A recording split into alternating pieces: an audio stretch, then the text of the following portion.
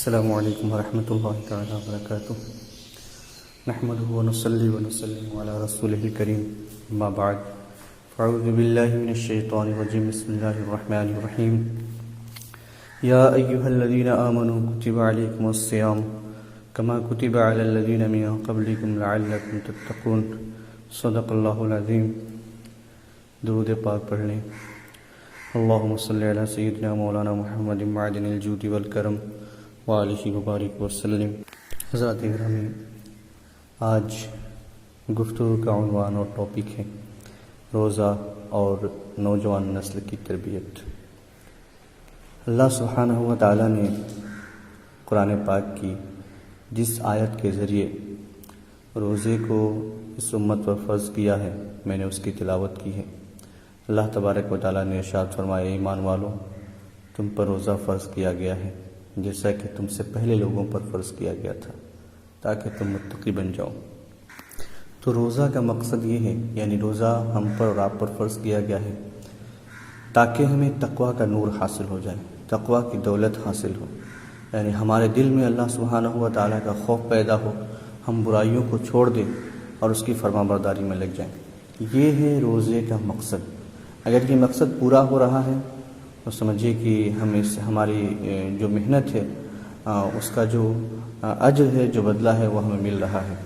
اور اگر یہ مقصد پورا نہیں ہو رہا ہے بلکہ عام دنوں کی طرح ہماری یہ دن گزر رہے ہیں تو پھر بھوک اور پیاس سے کوئی زیادہ ہمیں فائدہ پہنچنے والا نہیں ہے۔ بخاری شریف کی حدیث پاک ہے، اللہ کے رسول صلی اللہ تعالیٰ علیہ وسلم نے ارشاد فرمایا کہ جس نے جھوٹ اور برائی کو نہیں چھوڑا، مفہوم بتا رہا ہوں اس کا، کہ جس نے جھوٹ اور برائی کو اور غلط چیزوں کو نہیں چھوڑا تو پھر اس کے بھوکے اور پیاسے ہونے کی اللہ سبحانہ و تعالیٰ کو کوئی ضرورت نہیں ہے۔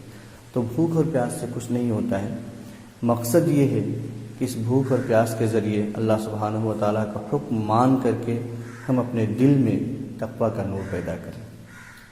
اللہ سبحانہ و تعالیٰ کو آپ کو بھوکا رکھنا مقصد نہیں ہے، وہ تو آپ سے پیار کرتا ہے، محبت کرتا ہے، وہ آپ کو بھوکا کیوں رکھے گا؟ مقصد اس کا یوں نہیں ہے۔ وہ تو ایک ماں جو ہے اپنے بچے کو بھوکا نہیں دیکھنا چاہتی ہے، تڑپ اٹھتی ہے جب وہ بھوکا ہوتا ہے۔ وہ رب جو 70 ماؤں کے برابر اپنے بندوں سے محبت کرتا ہے، وہ کب چاہے گا کہ اس کے بندے بھوکے رہیں؟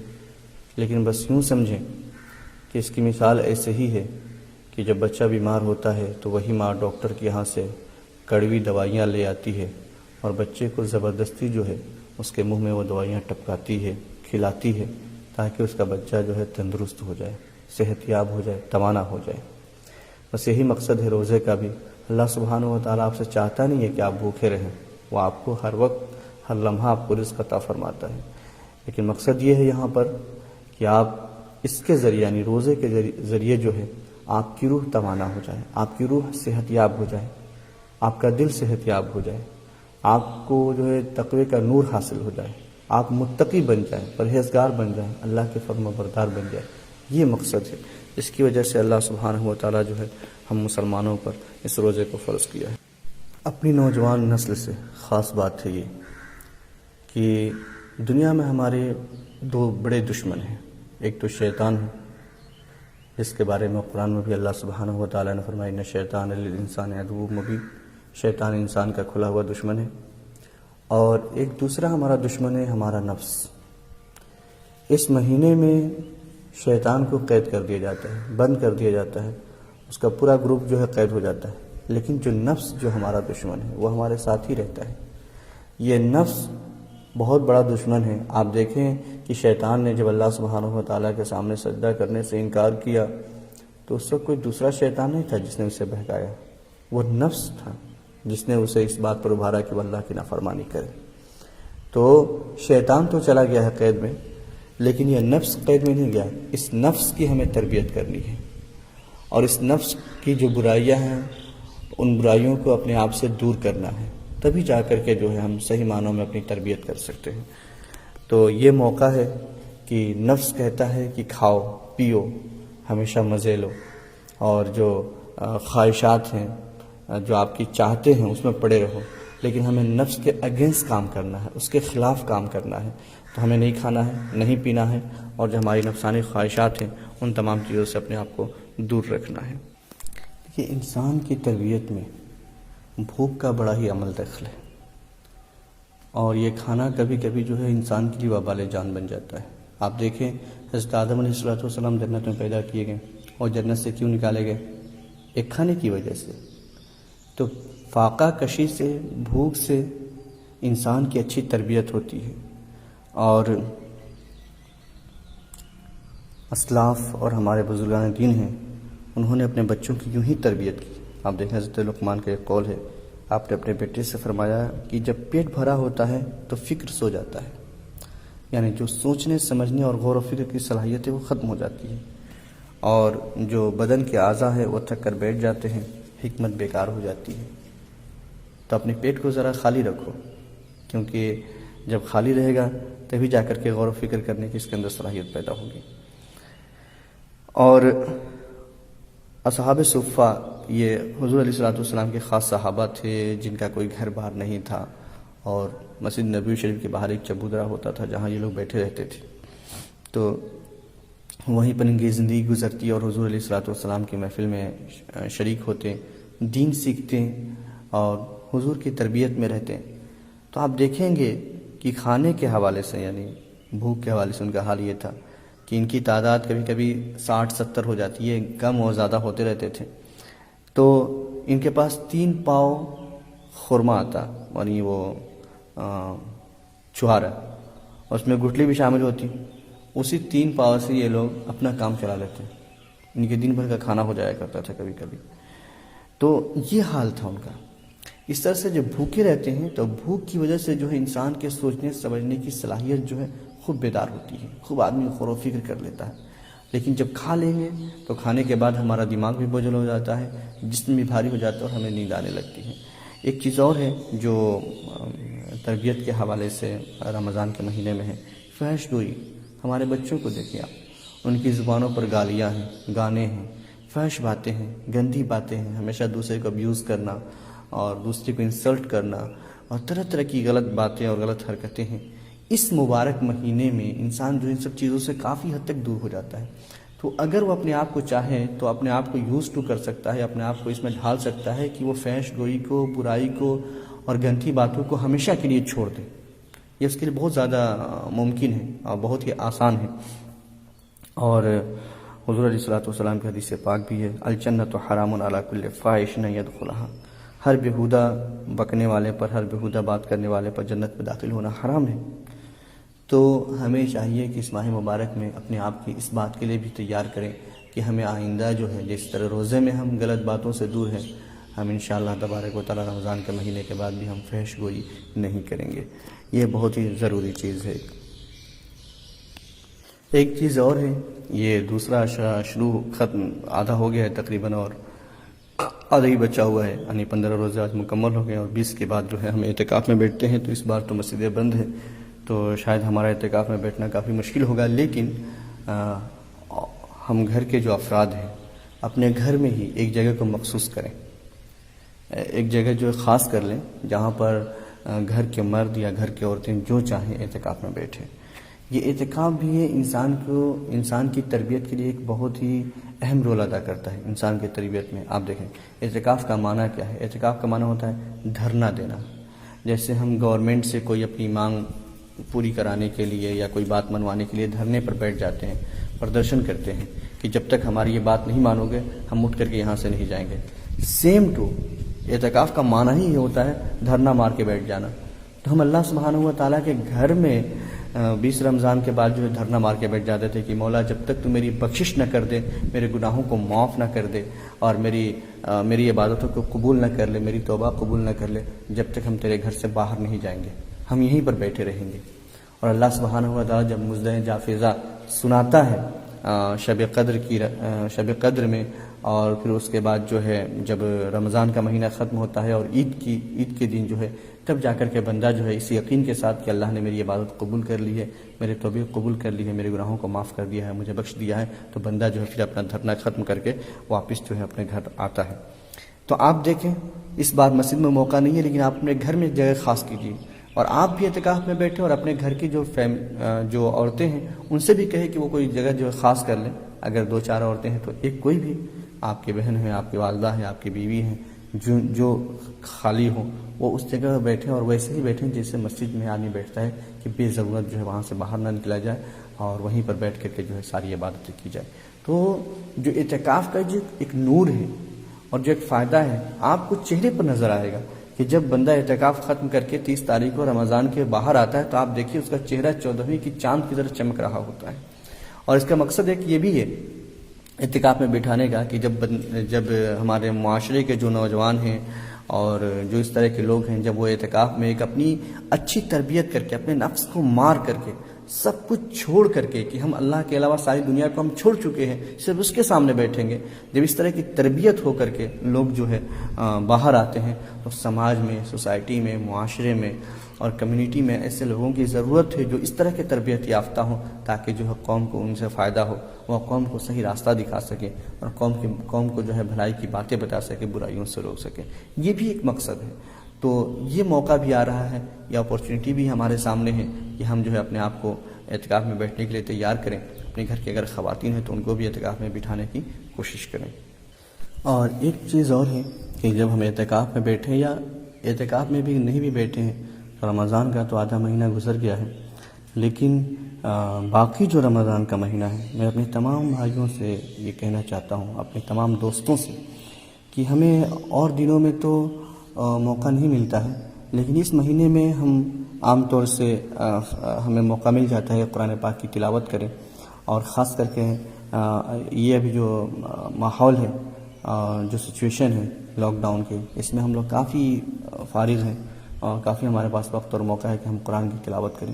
یہ قرآن ایک صرف ریلیجیس بک نہیں ہے، ایک کتاب نہیں ہے، لیکن اللہ سبحانہ و تعالیٰ نے اسے as a code of life ہمارے لیے اتارا ہے.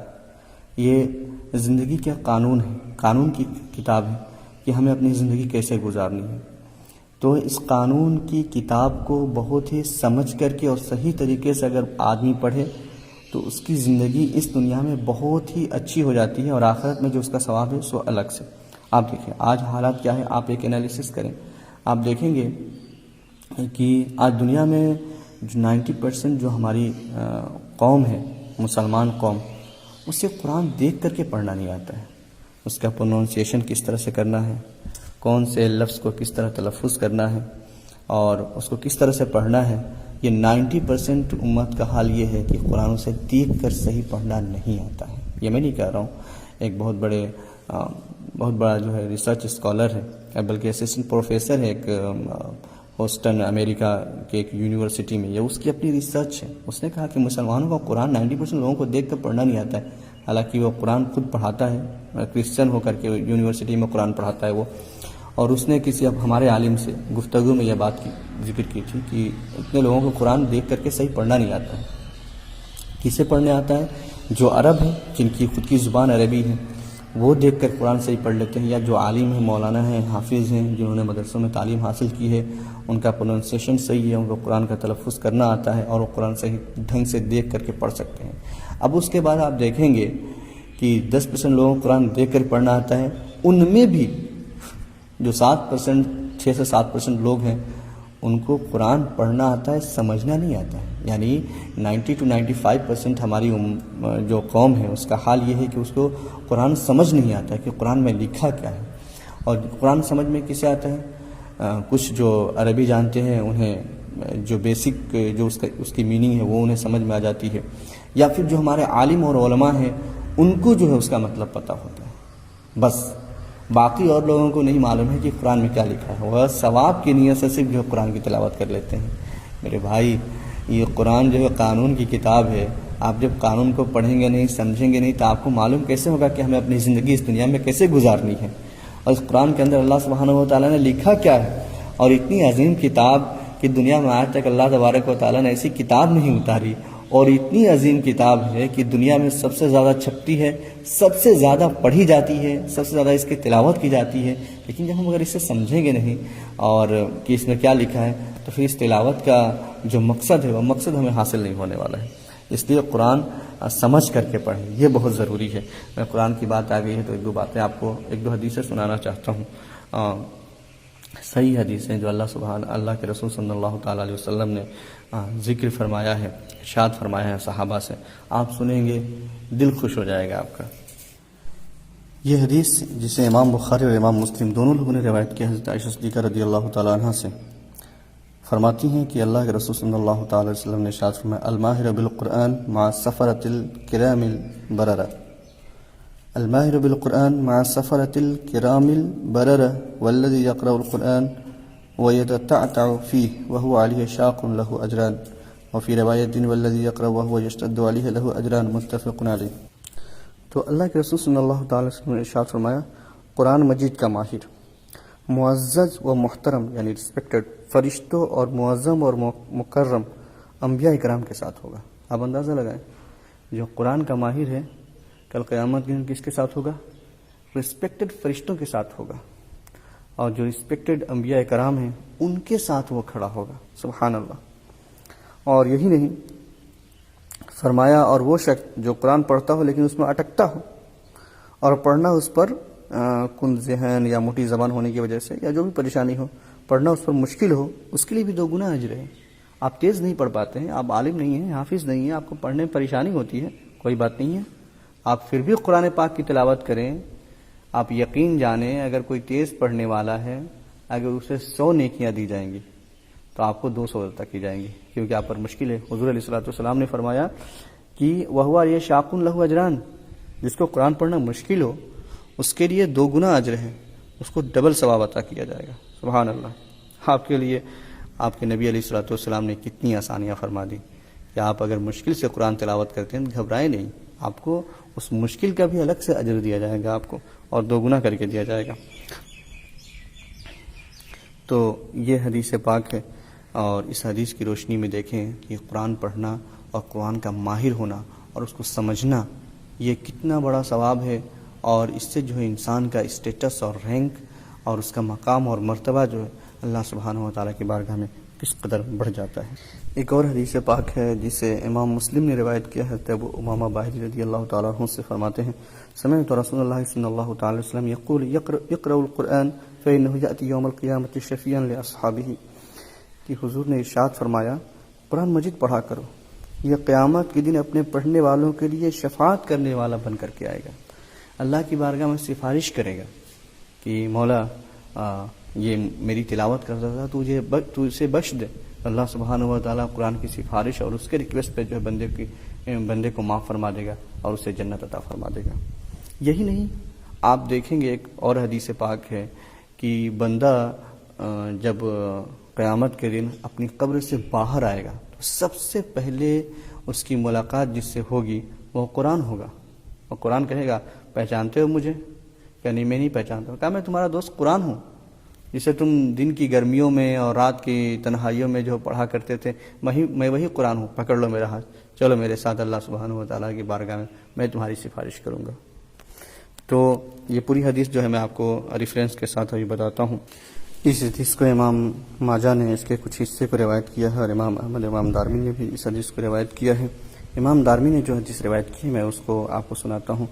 تو قرآن کہے گا جب ملاقات ہوگی، قبر جب پھٹے گا اور بندہ باہر آئے گا تو بندہ جو اسے ملاقات کرے گا اور کہے گا کہ حل تعریفونی، مجھے پہچانتے ہو؟ تو بندہ معارف ہوگا، میں تو نہیں جانتا آپ کو۔ فیقول انا صاحب القرآن الذی اطمأتک فی الحواجر واسہرت لیلک، ارے میں تمہارا دوست قرآن ہوں جس نے تمہیں دن کی گرمیوں میں جو ہے تمہیں جگا کر کے رکھا، تمہیں پریشانی میں ڈالا، تم اس کی میری تلاوت کرتے تھے، اور رات میں تمہیں جگا کر کے رکھا، بیدار رکھا، تم میری تلاوت کرتے تھے، میں وہی قرآن ہوں۔ دیکھو، اور قرآن وَإِنَّ كُلَّ تَاجِرٍ مِّن وَرَاءِ تِجَارَتِهِ وَإِنَّكَ الْيَوْمَ مِّن وَرَاءِ كُلِّ تِجَارَةٍ، تو وہ کہے گا دیکھو آج ہر آدمی اپنے بزنس اور اپنے کاروبار کے پیچھے بھاگ رہا ہے، قیامت میں چلو تم اپنے کاروبار کے پیچھے آ جاؤ، تم نے دنیا میں قرآن پڑھا ہے اور قرآن کی تلاوت کی ہے، رات اور دن قرآن پڑھا ہے، تم نے اس کی تجارت کی ہے، اس کا بزنس کیا ہے، چلو آؤ اپنے بزنس کے پیچھے آ جاؤ۔ لوگ اپنے بزنس کے پیچھے بھاگ رہے ہیں، تم اپنے کاروبار کے پیچھے آ جاؤ۔ تو جب وہ اللہ سبحانہ و تعالیٰ کی بارگاہ میں لے کر اسے حاضر ہوگا، اسی حدیث میں ہے کہ اللہ تبارک و تعالیٰ اس کے داہنے ہاتھ میں بادشاہت اور بائیں ہاتھ میں ہمیشہ کی زندگی یعنی پروانہ جنت تھما دے گا. سبحان اللہ. اور یہی نہیں، اور اسی حدیث میں ہے کہ اس کے سر پر جو ہے وقار کا تاج رکھا جائے گا، عزت کا. وَيُوضَعُ عَلَىٰ رَأْسِهِ تَاجَ الْوَقَارِ وَيُكْسَىٰ وَالِدَيْهِ حُلَّتَانِ لَا يُقَوَّمُ لَهُمَا الدُّنْيَا، کہ اس کے سر پر جو ہے عزت کا اور وقار کا تاج رکھا جائے گا. اور صرف اسی پر بس نہیں ہے، بلکہ اس کے والدین کو 2 قیمتی لباس پہنا جائیں گے جن کی قیمت پوری دنیا سے بھی نہیں لگائی جا سکتی ہے. یہ وہ والدین ہیں، پیرنٹس ہیں، جنہوں نے اپنے بچوں کو تربیت کی کہ قرآن پڑھو، قرآن کی تلاوت کرو، قرآن پڑھنا سکھایا، انہیں قرآن کا حافظ بنایا. اللہ کے رسول فرماتے ہیں کہ قیامت کے دن ان کے والدین کو 2 ایسے لباس پہنائے جائیں گے، ان کے ماں اور باپ دونوں کو، کہ اگر پوری دنیا اس کی قیمت میں دے دی جائے تو بھی کم پڑ جائے، اتنے قیمتی ہوں گے وہ لباس. تو جب ماں اور باپ اتنے قیمتی لباس پہنیں گے ان سے رہا نہ جائے گا. حضور فرماتے ہیں فیقولان بما کسینا ھذا، وہ ماں اور باپ کہیں گے یا اللہ تو نے ہمیں اتنا قیمتی لباس کس چیز کے بدلے میں عطا فرمایا ہے، کیوں پہنایا ہے؟ تو اللہ سبحانہ و تعالیٰ کی جانب سے انہیں جواب دیا جائے گا یقال لہما بأخذ ولدکما القرآن، اس لیے کہ تمہارے بیٹے نے قرآن سیکھا ہے. یہ قرآن تم نے اپنے بیٹے کو قرآن سکھایا ہے، اس کا بدلہ ہے کہ تمہیں اتنا قیمتی لباس عطا کیا جا رہا ہے. پھر اب اس قرآن پڑھنے والے سے کہا جائے گا کہ اقرا وسعد فی درج الجنہ وغرفها فهو فی صعود ما دام یقرأ هذا کان او ترتیلا.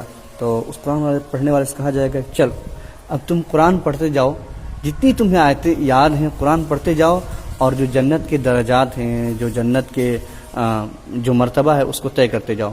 ایک آیت پڑھو اور ایک درجے پہنچ جاؤ، ایک آیت پڑھو ایک درجے پہنچ جاؤ. جتنی تمہیں آیتیں یاد ہیں ایک آیت کے بدلے میں تمہارا جو ہے ایک درجہ بلند کر دیا جائے گا. اب اندازہ لگائیں جس کو اگر قرآن کا حافظ ہے یا قرآن کی اسے زیادہ سے زیادہ صورتیں یاد ہے تو کل قیامت کے دن اس کا درجہ کتنا بلند ہوگا کہ وہ قرآن پڑھتا جائے گا اور اس کے درجے بلند ہوتے جائیں گے. وہ قرآن پڑھتا جائے گا اور اوپر کے درجوں پر جو ہے وہ چڑھتا جائے گا. سبحان اللہ. تو آپ خود بھی قرآن پڑھیں، اپنے بچوں کو قرآن بہترین پڑھنا سکھائیں، بہترین قاری کا انتظام کریں، حافظ کا انتظام کریں کہ انہیں بہترین طریقے سے قرآن پڑھنا سکھائے. صرف ایسے نہیں جیسے ہمارے علاقے میں لوگوں نے بس یوں قرآن پڑھ لیا، صحیح پڑھنے آ رہا ہے نہیں آ رہا ہے، نہیں، آپ ان کا بہترین انتظام کریں. جس طرح سے آپ فزکس، کیمسٹری اور میتھ اور دیگر سبجیکٹ کے لیے جو ہے اچھے سے آپ ٹیچرز اپوائنٹ کرتے ہیں، اچھے سے جو ہے ٹیوشن دینے کے لیے ٹیوٹر کا انتظام کرتے ہیں، ایسے ہی آپ قرآن اپنے بچوں کو سکھانے کے لیے بہترین ٹیوٹر کا انتظام کیجیے. اور جتنا آپ ایک سبجیکٹ پر آپ کسی ٹیوٹر کو آپ اگر 1000 روپیہ دیتے ہیں، آپ قرآن سکھانے والے کو 2000 روپیہ دیجیے، کیونکہ جو قرآن سکھانے والا ہے اسے کسی بدلے کی ضرورت نہیں ہے. اللہ سبحانہ و تعالیٰ اس کا بدلہ عطا فرمائے گا. لیکن چونکہ وہ ایسا بندہ ہے جو آپ کے بچوں کی زندگی دنیا میں بھی بنا رہا ہے اور آخرت میں بھی آپ کے بچوں کی زندگی کو سنوار رہا ہے، تو وہ ڈبل حقدار ہے اجر کا، بدلے کا. تو اگر آپ کسی ٹیوٹر کو 1000 دیتے ہیں تو میں کہتا ہوں، یہ ریکویسٹ ہے آپ سے کہ آپ اپنے عالم کو اور بہترین حافظ اور قاری کو آپ سے 2000 دیجیے، اور انہیں تاکید کیجیے کہ مولانا صاحب، حافظ صاحب، آپ ہمارے بچوں کو جو بہترین تجوید کے ساتھ، بہترین پروننسیشن اور تلفظ کے ساتھ ہمارے بچوں کو قرآن پڑھنا سکھائیے. یہ بہت ضروری ہے. تو آپ کو اس کا بھی انتظام کرنا ہے.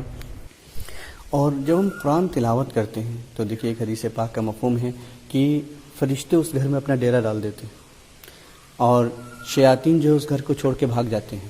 آپ قرآن پڑھیں نا.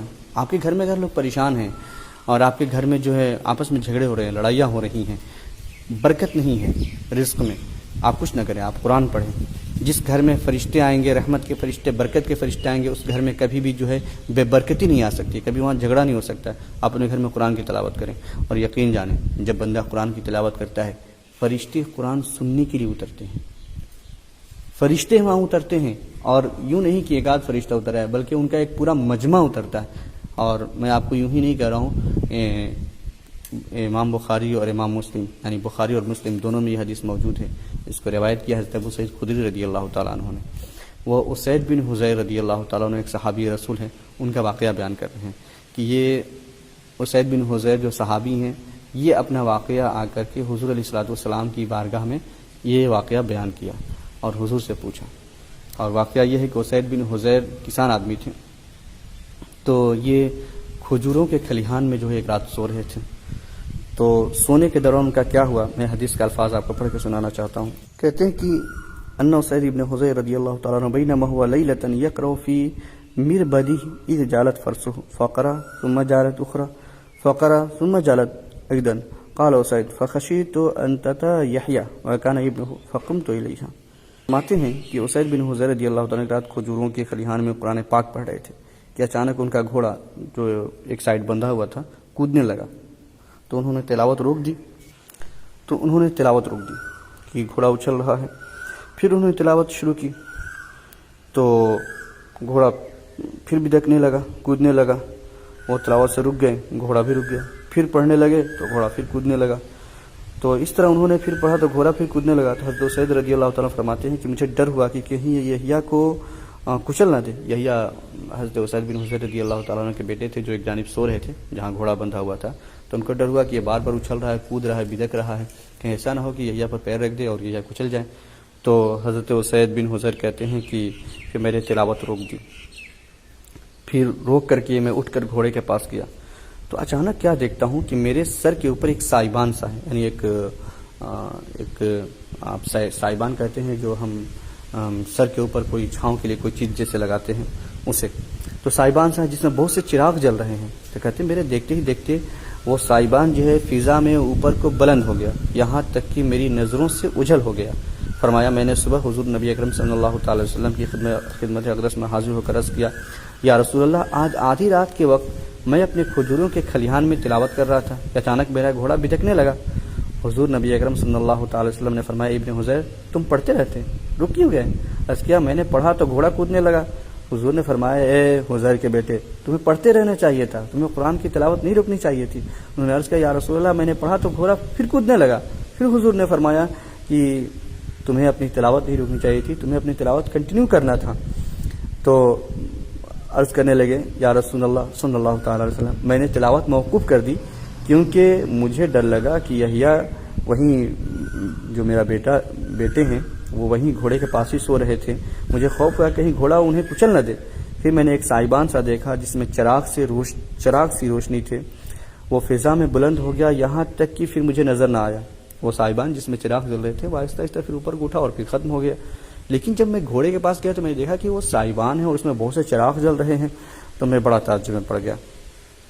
حضور علیہ الصلوۃ والسلام نے ارشاد فرمایا اسید یہ فرشتے تھے جو تمہاری تلاوت سننے آئے تھے، اور اگر تم پڑھتے رہتے تو صبح کے وقت لوگ انہیں اپنی آنکھوں سے دیکھتے، اس میں سے کوئی فرشتہ پوشیدہ نہ رہتا. سبحان اللہ. یہ فرشتے ہیں کہ اگر آپ تلاوت کریں تو آسمانوں سے یہ فرشتے اترتے ہیں. اور حضور نے فرمایا اسید سے کہ اگر تم تلاوت کرتے رہتے جس خلوص کے ساتھ، جس خشوع و خضوع کے ساتھ اور جس توجہ کے ساتھ تم تلاوت کر رہے تھے، اگر اسی طرح تم تلاوت صبح تک کرتے رہتے تو ان تمام فرشتوں کو جو ہے صرف تم نہیں بلکہ دنیا کے تمام لوگ جو ان تمام فرشتوں کو دیکھ سکتے تھے. امام حاکم نے بھی اس حدیث کو روایت کیا ہے، اس میں تھوڑے الفاظ بدلے ہوئے ہیں.